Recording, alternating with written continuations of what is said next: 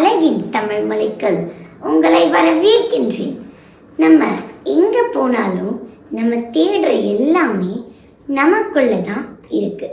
அதை நாடுற விதத்துல தான் அதை செயல்படுது அப்படின்றத உணர்த்துற ஒரு கதையை கேட்டடலாமா? கதை சொல்றது ஏன் பொறுப்பு, காட்சிப்படுத்துறது உங்க பொறுப்பு. ஒரு ஆசிரியரும் மாணவனும் ஒரு சாலையோரத்தில் நடந்து போயிட்டு இருக்கும்போது ஒரு கோவிலை பார்க்குறாங்க. அந்த கோவில் ரொம்ப கூட்டமாக இருக்குது. அப்போது மாணவன் கேட்குறாரு, இந்த கோவில் ஒரே கோவில் தான், இங்கே இருக்கிற கடவுளும் ஒரே கடவுள் தான். ஆனால் சிலருடைய பிரார்த்தனை உடனே நடந்துடுது, சிலருடைய பிரார்த்தனை நடக்க கொஞ்ச நாள் ஆகுது, சிலருடைய பிரார்த்தனை நிறைவேற கால தாமதம் ஆகுது, சிலருடைய பிரார்த்தனைகள் நிறைவேறுவதே இல்லை. ஏன் அப்படின்னு கேட்குறாரு. குரு சொல்கிறாரு, நல்ல கேள்வி, நம்ம பக்கத்தில் இருக்க நூலகத்துக்கு போகலாமா அப்படின்னு சொன்னதும் அந்த மாணவன் என்னுடைய கேள்விக்கு நூலகத்தில் விடை கிடைக்க போகுது அப்படின்ட்டு ஆர்வமாக போகிறாரு. அப்போது அவங்க ரெண்டு பேரும் காலியாக இருக்க ஒரு மேஜையில் உட்காந்துக்கிறாங்க. மாணவன் ஒரு புத்தகத்தை எடுக்கிறாரு. அப்போ ஆசிரியர் சொல்கிறாங்க, புத்தகத்தை எடுக்கிறது சரி, சுற்றி நடக்கிறத நல்லா கவனிக்கணும் அப்படின்னு சொல்கிறாங்க. அப்போது அங்கே ஒரு பெண்மணி வராங்க. வந்ததும் ஒரு அலமாரி கிட்ட போகிறாங்க. 4 புத்தகங்களை தான் எடுக்கிறாங்க. அதை புரட்டி பார்க்குறாங்க, திரும்பவும் வச்சிடுறாங்க. இன்னொரு அலமாரி கிட்ட போகிறாங்க. 4 புத்தகங்களை எடுக்கிறாங்க, புரட்டி பார்க்குறாங்க, வச்சிடுறாங்க.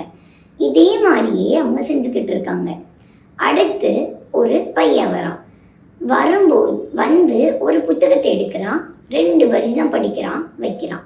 இன்னொரு புத்தகத்தை எடுக்கிறான், 2 வரி தான் படிக்கிறான், வைக்கிறான். இப்படியே தான் அவன் அவனோட நேரத்தை கழிச்சுக்கிட்டே இருக்கான்.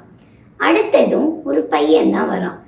வந்துட்டு தான் எதுக்காக வந்தோம் அப்படின்றதையும் மறந்துட்டு அந்த இடத்த சுற்றி சுற்றி வந்துட்டுருக்கான். அடுத்ததா ஒரு பெண்மணி வராங்க. ஒரு புத்தகத்தை எடுத்து படிக்க ஆரம்பிக்கிறாங்க. படிச்சுட்டு இருக்கும்போதே அவங்க சிந்தனை வேற இடத்துக்கு போயிடுது. அப்புறம் வேடிக்கை பார்க்க ஆரம்பிக்கிறாங்க. திரும்பவும் புத்தகத்தை படிக்கிறாங்க, சிந்தனை வேற இடத்துக்கு போகுது, வேடிக்கை பார்க்க ஆரம்பிக்கிறாங்க. இப்படியே தான் அவங்க செஞ்சிட்ருக்காங்க. அடுத்து ஒரு பையன் வரான், ஒரு புத்தகத்தை எடுத்துக்கிறான், அவன் நாட்டுக்கு படிச்சுட்ருக்கான். அடுத்து ஒரு பெண்மணி வராங்க. அவங்க எதையோ தேடிக்கிட்டே இருக்காங்க.